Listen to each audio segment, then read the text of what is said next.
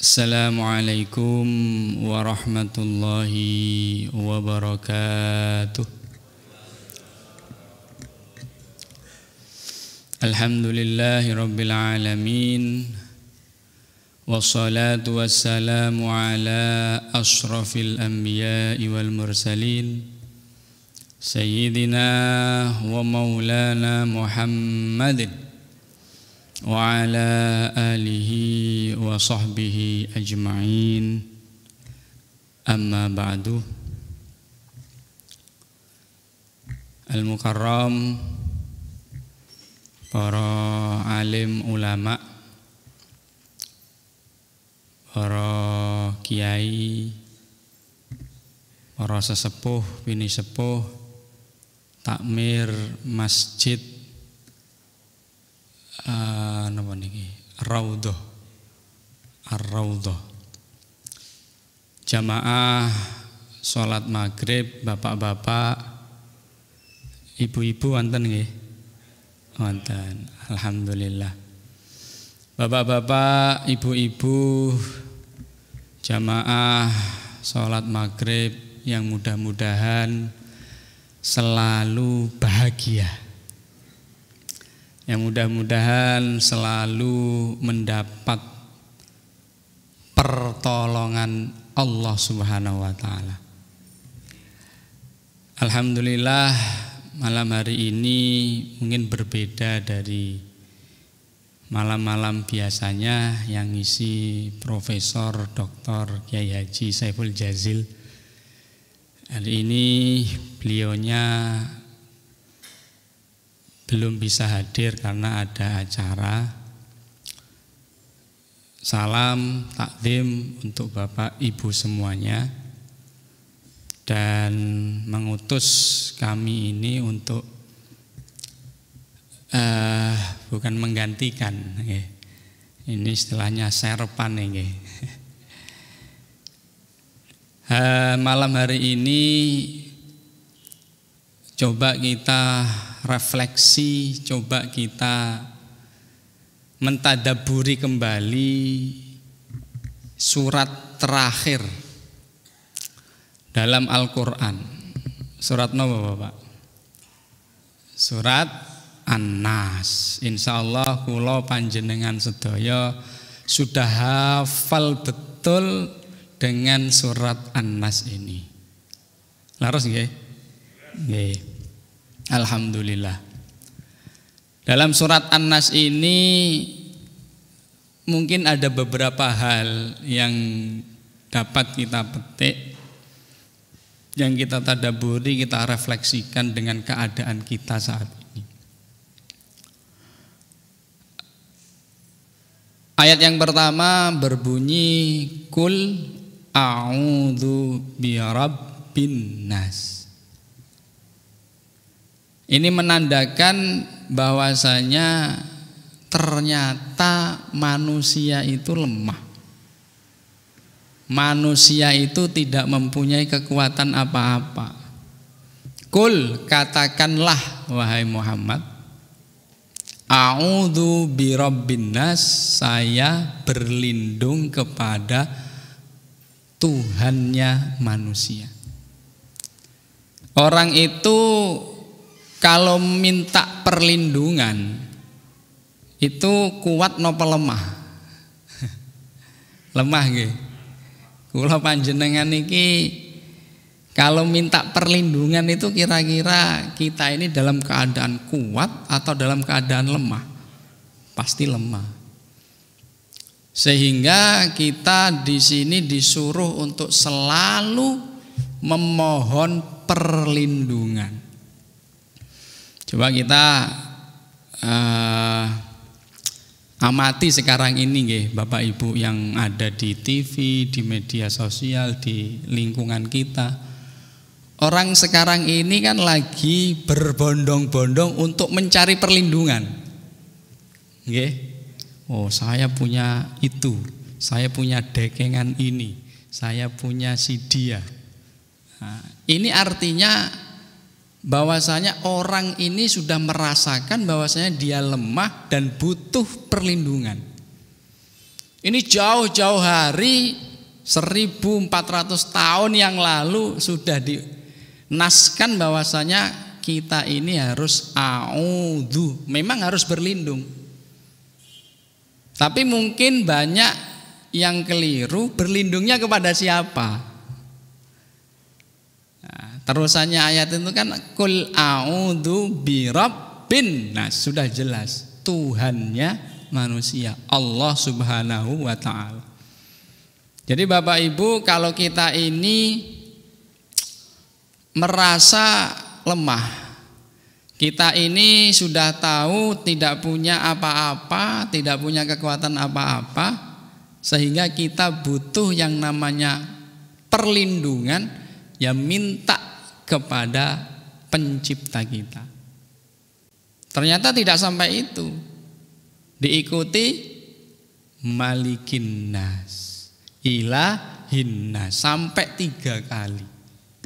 Berarti menandakan bahwa saya yang bisa menyelesaikan permasalahannya manusia, yang bisa melindungi manusia hanya Allah Subhanahu wa ta'ala saja.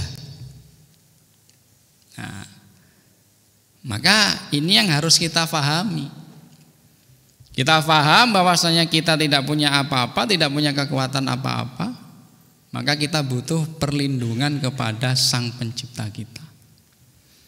Hari ini musimnya hujan, Bapak Ibu. Saya tadi dari rumah ke sini tuh naik motor. Tapi ketika naik motor itu saya juga berpikir, ini kalau hujan gimana? Ini kalau hujan gimana? Saya yakinnya kalau hujan saya aman-aman saja. Kenapa? Karena ada yang melindungi saya.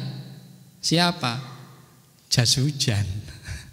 Itu kalau sebatas kita hanya yang kita pahami berlindung itu dengan perlindungan di dunia. Tetapi yang lebih tinggi lagi bahwasanya saya yakin yang akan melindungi saya adalah Allah Subhanahu wa ta'ala. Kula kali panjenengan ini biasanya masih situ, perlindungan itu masih minta perlindungan dengan benda.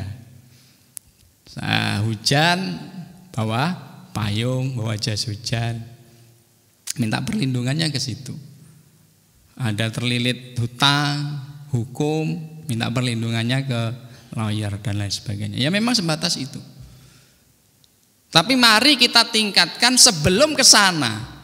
Sebelum ingat dengan jas hujan, sebelum ingat dengan advokat atau lawyer, kita ingat kepada pencipta kita, Allah Subhanahu wa ta'ala. Ini yang pertama. Jadi yang pertama ini kita disuruh untuk memang berlindung. Nah, kita sudah selesai dari COVID ini. Ini kan perlindungan kita, tiap hari kita minta perlindungan. Masker lah, ya, cuci tangan, semprotan, hand sanitizer. Nah, artinya memang manusia itu butuh perlindungan, Bapak Ibu. Dan adanya pandemi ini meyakinkan, khususnya saya sendiri setelah saya membaca ayat ini, oh ternyata dengan adanya pandemi ini harusnya kita semakin mantap, kita semakin yakin kita ini butuh yang namanya perlindungan. Tidak ada yang bisa melindungi kita kecuali Allah Subhanahu wa ta'ala. Ya, bi rabbin nas, malikin nas, ilahin nas. Maka ketika kita percaya bahwasanya Allah lah yang bisa melindungi kita, maka kita harus mempertebal keimanan kita. Kita harus yakin 100% Allah yang akan menolong kita. Kita harus yakin 100% Allah yang menyembuhkan kita. Kita harus yakin 100% Allah yang memberikan ilmu kepada kita. Ya. Kita harus yakin 100% bahwasanya Allah lah yang menolong segala aktivitas kita. Harus yakin itu Bapak Ibu. Nah, nanti kaitannya ini dengan keraguan Bapak Ibu. Ya, keraguan, karena keimanan ini musuhnya ya keraguan itu. Nah, contohnya Bapak Ibu sudah niat, yakin ini uang saya mau saya sedekahkan ke masjid. Niat dari rumah saya ingin sholat. Nah, tapi keraguan itu sedikit demi sedikit akan membisiki kita Bapak Ibu. Apa yang dibisiki? Awakmu sregep mentone masjid. Ya. Ketok menlek alim. Ya, padahal kamu itu bukan orang pondok. Padahal kamu nggak pernah sekolah agama. Sekarang kok koyok tobat-tobato. Nah, itu satu omongan. Nah, kemudian jalan lagi, omongan lagi. Wah, awakmu nang masjid iki ben di delok ketua takmir masjid ya. Awakmu nang masjid iki golek panganan ya. Awakmu nang masjid iki ben gak kaliren. Nah, ngoten bahasane. Lah, bisikan-bisikan itu menjadikan kita ragu. Ya. Kalau nggak kuat imannya, kalau kita nggak percaya bahwasanya yang kita lakukan ini lillahi ta'ala, ya bisa meleset. Aslinya niatnya ke masjid, menggok neng warung kopi. Aslinya niatnya untuk sedekah, akhirnya nggak jadi. Oh, kamu sedekah ini ben didelok ya. Kamu ben dilihat orang ya. Sedekahmu cuma 2.000. Kok mau-maunya sedekah ke masjid. Lihat teman-temannya 100.000. Nah, bisikan-bisikan ini Bapak Ibu yang menjadikan kita ini ragu, sehingga keimanan kita diuji di situ. Mulai dari kecil sampai besar sampai meninggal, setan itu akan melakukan ini. Ya. Makanya terusannya ayatnya min syarril waswasil khannas alladzi yuwaswisu fi sudurin nas minal jinnati wan nas. Dari kejahatan pembisik, waswasil khannas itu pembisik yang bersembunyi, nggak kelihatan Bapak Ibu, nggak kelihatan, tapi tiba-tiba terdengar. Nanti nama batan ngaten nih, ingin sedekah, tiba-tiba, koyoi kurang apik iki, ngaten. Nah itu pembisik-pembisik seperti itu yang menjadikan kita nanti ragu, yang menjadikan kita ini imannya dipertaruhkan. Nah, makanya kita harus selalu berlindung. Temanya ini berlindung itu tadi. Sehingga ketika kita sudah tahu bahwasanya pasti ada pembisik-pembisik ulung, pasti ada orang yang akan menggagalkan niat baik kita, kita ini harus siap-siap. Ayat terakhirnya minal jinnati wan nas. Ternyata pembisiknya itu bukan dari golongan jin saja, tapi dari golongan manusia. Sekarang ini yang ngetren biasanya istilahnya nyinyir. Tahu nyinyir Bapak Ibu nggih? Nyinyir niku bahasa milenial. Bahasa napa nggih? Nyinyir niku itu loh, mengelokkan. Jadi nggak suka kalau orang lain itu berbuat baik, nggak suka kalau ada temennya ini berbuat kebajikan, akhirnya diomongi. Oh lihat itu, deloken kae penggayane adan, mesti golek muka, cari muka. Lihat itu penggayane sholat, mesti ben didelok wong. Nah, niku menungso enten apa mboten sing modele ngoten niku. Makane lek enten sing ngoten niku jenengan mboten usah khawatir. Mboten usah khawatir, dibatin mawon, oh ternyata iki lho ya. Minal jinnati wan nas iki ternyata enek. Ternyata ada. Semua yang ada di dalam Al-Qur'an itu pasti akan terwujud Bapak Ibu. Semua yang ada di Al-Qur'an dinaskan itu pasti terwujud. Makanya kadang-kadang memang diciptakan untuk itu. Untuk nyinyir itu. Untuk selalu berbuat jelek. Nah, makanya kita pilihannya menjadi orang baik atau orang jahat. Jadi kalau ada Bapak Ibu pembisik-pembisik yang seperti itu, oh ternyata ini, sudah langsung ingat minal jinnati wan nas. Oh ini pembisik yang sesat. Setan itu Bapak Ibu nggih, setan itu ternyata niku percayanya juga 100% kepada Allah itu. Dalam sebuah hadis qudsi itu ada obrolan iblis dengan Allah Subhanahu wa taala. Iblis itu ngendikane ngeten. Laisa ahadun min khalqika illa ja'alta lahu rizqan wa ma'isatan. Duh Gusti ya Rob, saya itu yakin tidak ada satu orang pun di antara makhlukmu yang tidak mendapatkan rizki dan kehidupan. Ini ku yakine iblis. Iblis saja yakin Bapak Ibu bahwasanya yang menjamin rizki niku sinten? Allah. Yang memberi rizki niku sinten? Allah. Lah kok kita masih nggak yakin bahwasanya Allah lah yang memberikan rizki? Kebangetan. Kadang memang manusia ini masalah rizki ini wah luar biasa. Lagi nggak punya uang, waduh, aku ya wis sholat, wis sholawat, semelu istighosa, wis ngaji, kok duitku ora nambah-nambah, kok penghasilan sak mene-mene, ngoten nggih. Kadang-kadang enten sing ngoten niku. Kok pancet ae lah. Bahwasanya kalau dia itu yakin bahwasanya Allah lah yang memberi rizki, Allah lah yang mengatur rizki, ya sudah diterima dengan sabar. Oh, dilihat nikmatnya Allah yang masih banyak sekali. Wa in ta'uddu nikmatallah la tuhsuha.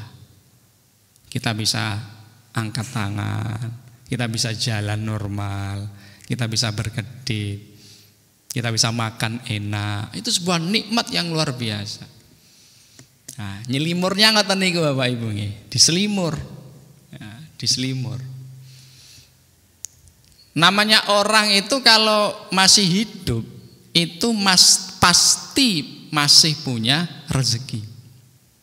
Pasti nih. Kalau rezekinya habis pasti meninggal, sudah itu. Jadi jenengan yakin jenengan besok pasti makan. Jenengan besok pasti diberikan rizki kalau masih hidup. Tapi lek pun innalillahi ya sudah habis berarti. Ngoten nggih? Sudah habis. Nah, inilah kadang-kadang pembisik-pembisik seperti ini yang sering membisikkan di telinga kita, di dada kita, bahwasanya kita ini disuruh untuk ragu bahwasanya yang menyembuhkan itu Allah. Ragu bahwasanya yang memberi rezeki itu Allah. Ragu. Ada orang sakit di rumah sakit percaya kepada dokter. Ya, percaya kepada dokter. Ternyata dokter itu nggak bisa menyembuhkan, hanya perantara.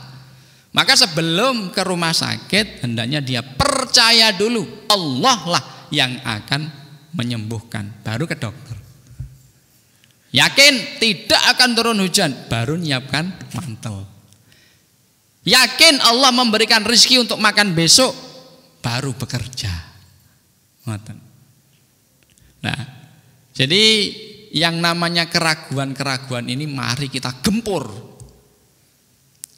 Nah, mari kita hilangkan keraguan-keraguan yang ada di dalam diri kita ini, agar kita ini selalu beriman kepada Allah. Orang itu Bapak Ibu nggih. Contohnya di sini wonten semaan Al-Qur'an wonten nggih.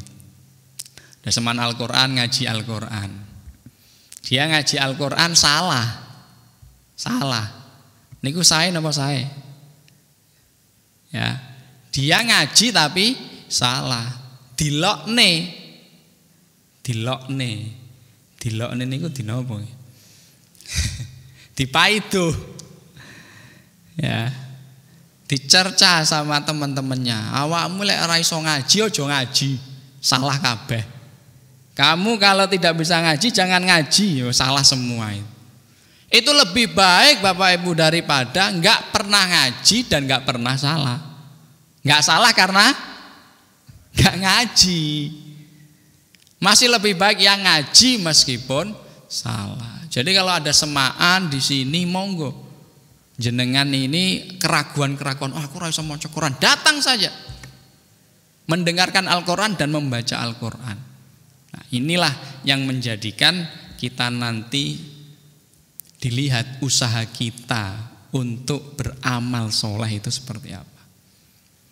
Lanjutnya yang tadi yang iblis setelah percaya laisa ahadun min khalqika illa ja'alna lahu rizqan wa ma'ishatan itu, kemudian tanya iblis itu Bapak Ibu, fama rizki. Iblis ya aneh juga. Wis percaya terus teko tangklet. Terus rezeki kula nopo? Lah. Ditanya, iblis itu bertanya kepada Allah, Gusti, rezeki saya itu apa? Dijawab sama Allah, malam yudhkar alaihi ismi. Rezekimu iblis, rezekimu seton adalah semua perbuatannya manusia yang tidak menyertai namaku di dalam pekerjaannya. Artinya mboten lillahi ta'ala. Itu jadi rezekine sinten? Iblis. Jenengan salat poso mboten bismillahirrahmanirrahim lillahi ta'ala, sing lemu sinten? Iblis. Jenengan jengkang-jengking salat sampai kesel, sing lemu sinten? Iblis. Maka penting pertama kali kita harus mengucapkan bismillahirrahmanirrahim. Makanya biasanya sebelum bismillah itu ada kata-kata a'udzu billahi minasyaitonir rajim. Kita minta perlindungan dulu baru bismillahirrahmanirrahim. Semua kegiatan kita mulai dari bangun tidur sampai tidur lagi, ketika kita mengucapkan bismillahirrahmanirrahim, semuanya akan bernilai ibadah. Itu enaknya. Tapi kalau enggak mengucapkan bismillah dan tidak melibatkan Allah di dalam pekerjaan kita, sing lemu sinten? Iblis. Maka dari sekarang bae monggo minum saja bismillahirrahmanirrahim, glegek. Lek mboten sing napa ngombe sinten iki sing lemu iblis. Makan bismillahirrahmanirrahim atau doa makan, pakai baju, semua perbuatan kita mari kita awali dengan bismillahirrahmanirrahim. Ada cerita, ada pasutri niku suami istri Bapak Ibu, bapak dan ibu. Ibunya niki dilalah setiap melakukan sesuatu tuh bismillah. Masak bismillahirrahmanirrahim, beanter bismillahirrahmanirrahim masak. Selesai masak terus menghidangkan, ambil piring bismillahirrahmanirrahim. Bapak niku Bu, Pak nyuwun toyo, nyuwun minuman teh. Bu, kula tolong gawena teh. Nggih. Ngambil gelas bismillahirrahmanirrahim. Nuangkan air panas bismillahirrahmanirrahim. Ngudek bismillahirrahmanirrahim. Kok setiap gerakannya itu bismillah. Bapaknya paling ngerono mangkel lho. Amin bismillah, bismillah, bismillah. Nah, ngoten. Istilahnya mureng-mureng. Ya, istilahnya mureng-mureng. Akhirnya bapak niki arem jebak ibuke. Menyembunyikan uang 100.000. Uang 100.000 niku diparingaken istrine, Bu, tulung niki jenengan simpen nggih. Disimpen nggih, Pak.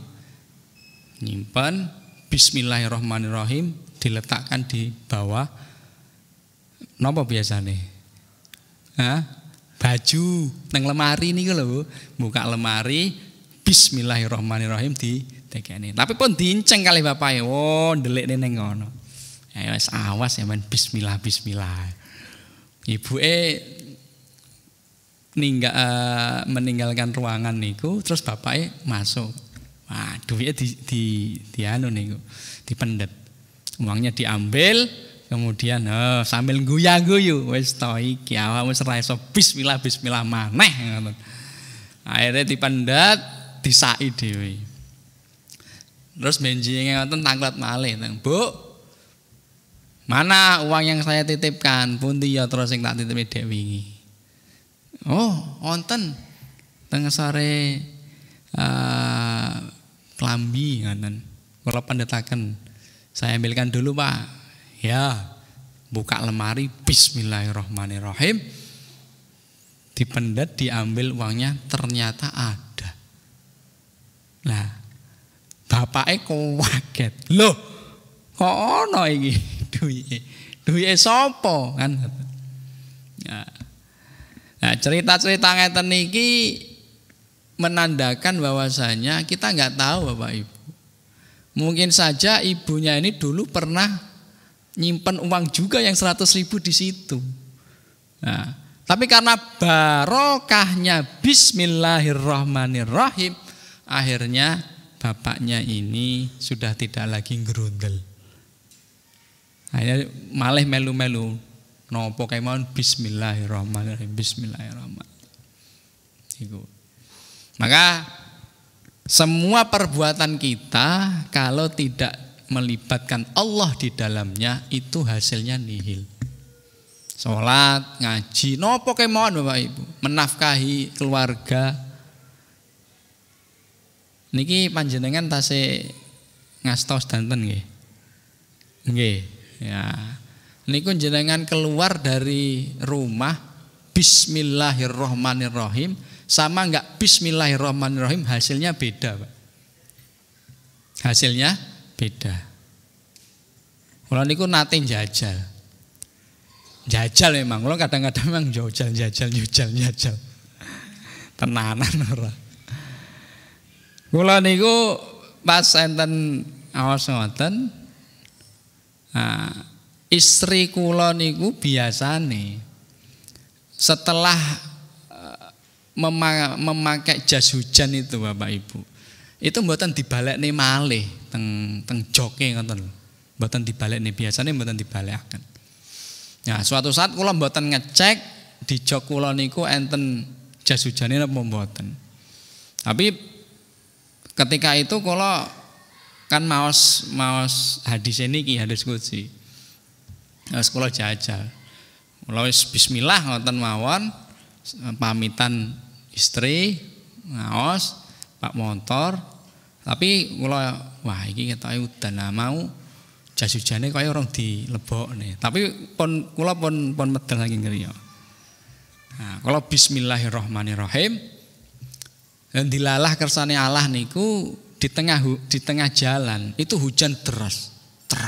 Wah, kula langsung kelingan. Wah, bojoku ki awas ya kok. Bar kok mulai kene tak soneni. Ngoten kula pun niat ngoten. Lah, karena saya tahu jas hujannya enggak ada. Ketika saya mau ketika keluar rumah itu. Saya berhenti, kemudian saya buka jok. Lah kok dilalah wonten, Pak. Saya enggak tahu. Biasanya istri saya itu jarang mengembalikan, itu pasti saya. Nah kok itu ada, akhirnya saya nggak jadi marah.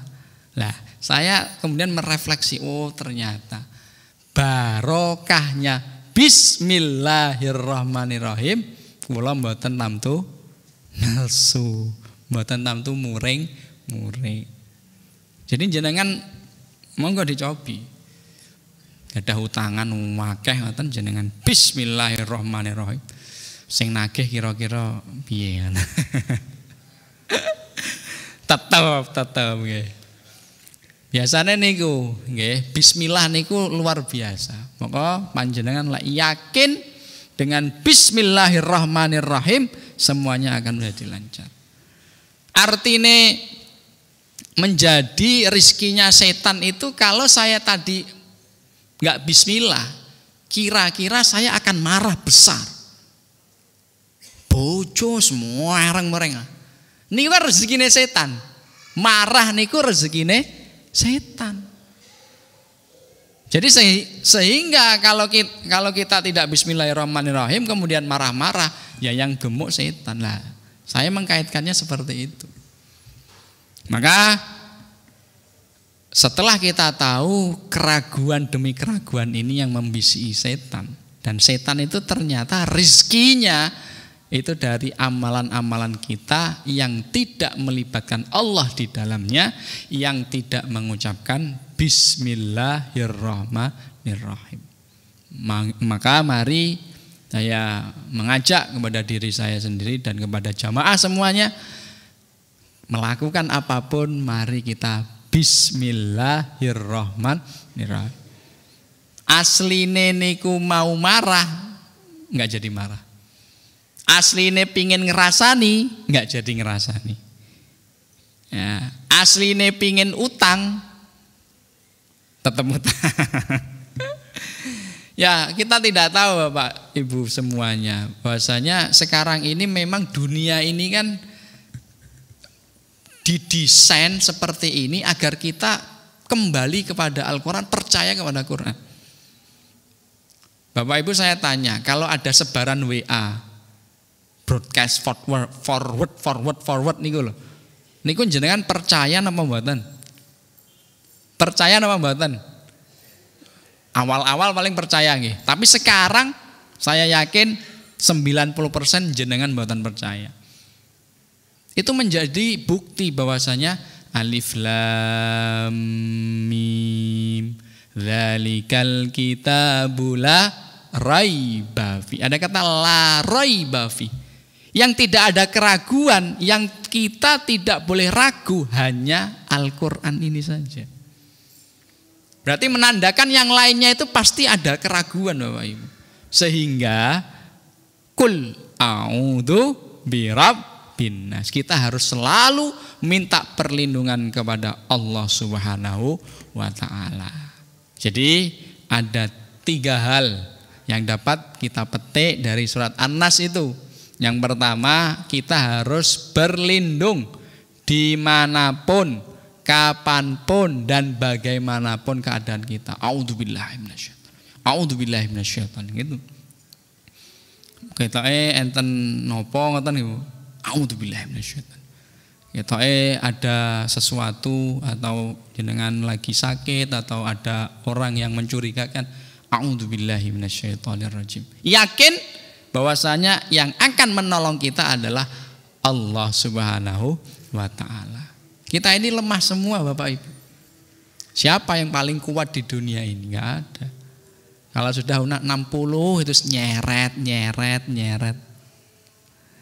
Udah bungkuk. Jalannya unu. Kalau masih muda kayak gerang.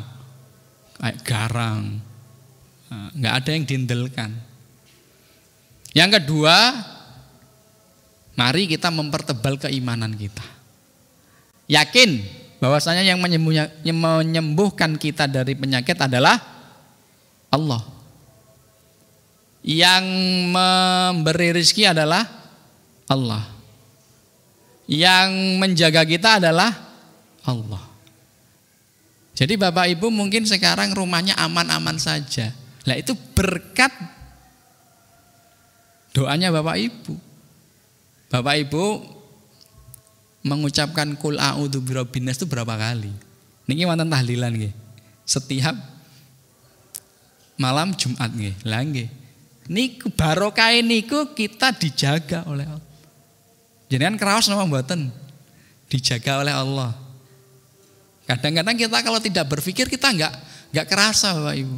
Yang menjaga kita adalah Allah. Motor kita, mobil kita aman-aman saja, enggak dicuri. Padahal tetangga sebelah dicuri. Yang menjaga kita adalah Allah. Jangan-jangan itu barokahnya tahlilan kita. Mau alam. Makanya wirid apapun mari kita gaungkan. Ya.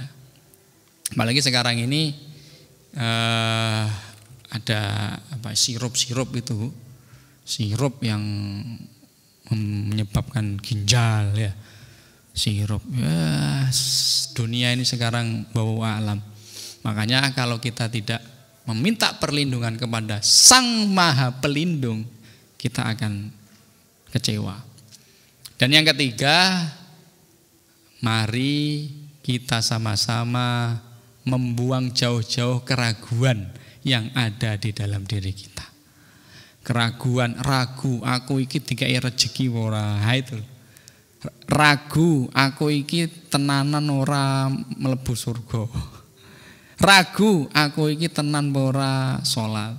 Ragu, aku iki tenan ora poso.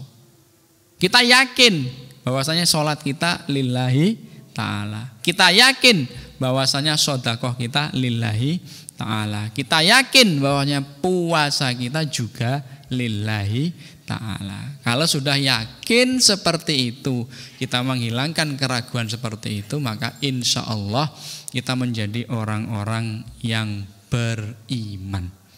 Iman itu apa? Percaya kan ya? Percaya. Ini tingkatannya kedua Bapak Ibu.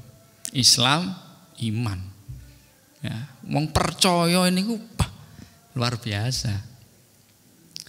Jenengan barokahnya percaya nggih. Percaya pada dokter bisa sembuh. Percaya pada obat bisa sembuh. Tapi mari kita tingkatkan kepercayaan kita, bukan percaya kepada obatnya, bukan percaya kepada dokternya, tapi percaya kepada Sang Pencipta kita, Allah Subhanahu wa ta'ala. Ini surat An-Nas itu isinya seperti itu. Maka kita juga harus sadar, pembisik-pembisik itu bukan hanya dari golongan setan, tapi dari golongan manusia. Kita direcoi, kita dijegal untuk tidak beribadah, kita digunjing ketika kita beramal soleh. Itu termasuk pembisik-pembisik waswasil khannas dari golongan manusia. Maka kita harus hati-hati. Ketika ada orang seperti itu, maka kita dengarkan saja dan mengatakan dalam hati, oh iki loh ternyata minal jinnati wan nas itu ada, ini bentuknya ternyata kan. Tapi nggih mboten usah napa nggih disebutkan secara terang-terangan. Nggih enten sing ngoten terus jenengan minal jinnati wan nas. Wah, geger niku nggih. Jadi dalam hati saja, oh ternyata ini. Nggih ngoten mawon. Karena manusia ini memang sejatinya lemah. Manusia ini memang sejatinya diciptakan untuk selalu berbenah. Kita tidak mungkin Bapak Ibu menjadi orang yang dari kecil itu baik kemudian stagnan gitu. Pasti ada salah benar itu biasa. Makanya bedanya nggih, bedanya orang yang beriman seperti kita ini dengan orang yang tidak beriman. Apapun yang kita lakukan itu nilainya ibadah. Sudah yakin saja jenengan. Nggak usah harus, yang penting kalau saya beriman, saya Islam, sudah yakin pasti masuk surga, aman. Kadang-kadang kita itu masih menanyakan kira-kira piye. Yakin saja masuk surga. Yang kita benahi kadang-kadang itu antar kita. Ya, antar manusia. Itu yang biasanya. Makanya di dalam surat An-Nas ini kan manusia artinya.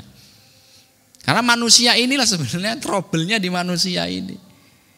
Ya, kita mau baik, ternyata orang lain mengatakan ini buruk. Ya, kita melakukan keburukan, orang lain malah mendukung. Nah, kan gitu. Nah, maka dengan adanya refleksi kita selalu berpikir, ini baru satu surat terakhir nih.